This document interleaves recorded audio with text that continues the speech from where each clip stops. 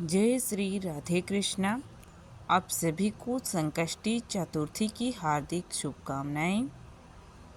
संकष्टी चतुर्थी का हिंदू धर्म में विशेष महत्व है। यह दिन भगवान गणेश को समर्पित है।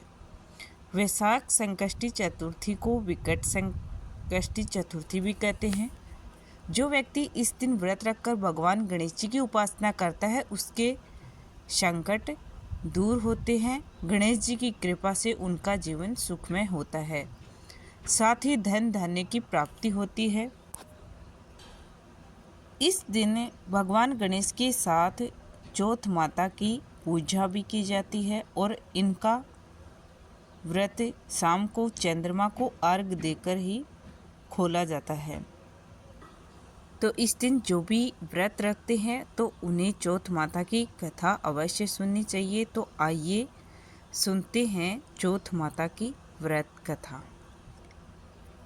एक नगर में एक बूढ़ी माँ रहती थी। वह अपने बेटे की सलामती के लिए 12 महीनों की चौथ का व्रत करती थी। हर चौथ को पंसारी से थोड़ा सा गुड़ और घी लाकर 4 लड्डू बनाती, एक बेटे को देती, एक से पूजा करती, एक हथकार के लिए निकालती और एक चांद उगने पर खुद खा लेती थी। एक बार उसका बेटा ताई से मिलने गया। ताई ने वैसाखी चौथ का व्रत कर रखा था। ताई से पूछा, माँ तो 12 चौथ करती है। ताई बोली, तेरी माँ तेरी कमाई से माल खाने के लिए 12 चौथ करती है। तू परदेश जाए तो वह एक भी चौथ नहीं करेगी। लड़के को लगा ताई सच कह रही है। घर आकर माँ से कहा, मैं परदेश जा रहा हूँ, यहाँ तू मेरी कमाई खाने पीने में ही उड़ा देती है। माँ ने समझाकर रोकना चाहा पर बेटा नहीं माना। माँ ने उसे साथ ले जाने के लिए चौथ माता के आंखें दिए और कहा, मुसीबत में ये आंखें तेरी मदद करेंगे। वह आंखें लेकर रवाना हो गया। घूमते हुए एक नगर में पहुंचा। उसने देखा एक बूढ़ी माँ रोती जा रही थी और पुआ बनाती जा रही थी। उसने कारण पूछा तो बूढ़ी माँ ने कहा, बेटा इस नगर की पहाड़ी पर एक दैत्य रहता है। पहले वह नगर में आकर कई लोगों को खाने के लिए मार देता था। अब राजा हर घर से एक आदमी दैत्य के पास भेजता है और आज मेरे बेटे की बारी है इसलिए रो रही हूँ और उसी के लिए पुए बना रही हूँ। वह बोला, तू पुए मुझे खिला दे, तेरे बेटे की जगह मैं चला जाता हूँ। बूढ़ी माँ ने खीर पुए उसे खिला दिए। खा पीकर वह सो गया। रात को राजा के सैनिक आए तो बूढ़ी माँ ने उसे भेज दिया। दैत्य के सामने पहुँचने पर उसने चौथ माता के आंखें दैत्य की तरफ फेंक कर कहा, हे चौथ माता, यदि मेरी माँ मेरी सलामती के लिए व्रत करती है तो दैत्य का सिर कटकर गिर जाए। तुरंत ही दैत्य का सिर कट गया।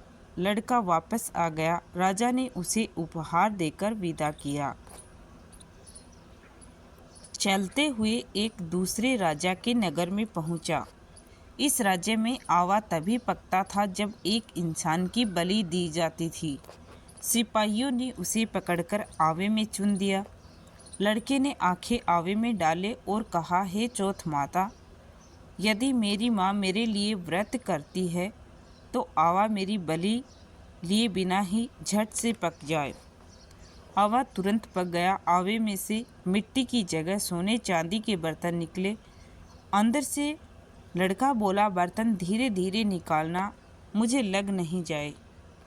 राजा ने उसे निकलवाया और पूछा, इस आवे से तुम बच कैसे गए? लड़के ने बताया कि उसकी माँ चौथ का व्रत करती है, व्रत के कारण ही वह बच पाया।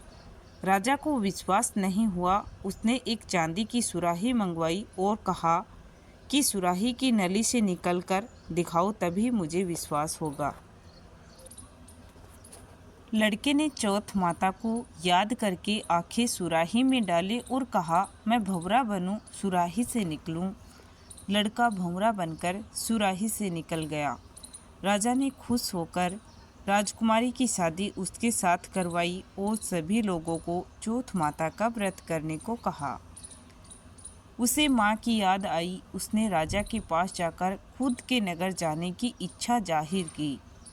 राजा ने रथ, घोड़ा, हाथी और खूब सारा दान दहेज देकर उन्हें विदा किया। चौथ के दिन अपने नगर पहुंचा। वह अकेला पंसारी के यहाँ माँ का इंतजार करने लगा। सोचा चौथ है तो माँ यहाँ जरूर आएगी। थोड़ी देर बाद लकड़ी टेकती हुई माँ आती दिखी।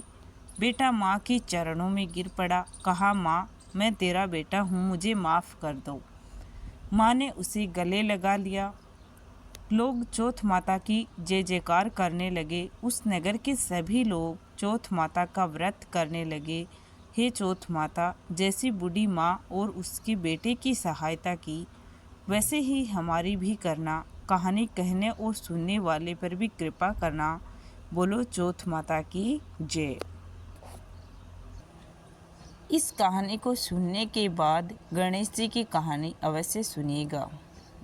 उम्मीद है कि आपको कहानी अच्छी लगी होगी। कहानी अच्छी लगी हो तो कमेंट बॉक्स में चौथ माता की जय अवश्य लिखिएगा और चैनल को सब्सक्राइब कर लीजिएगा।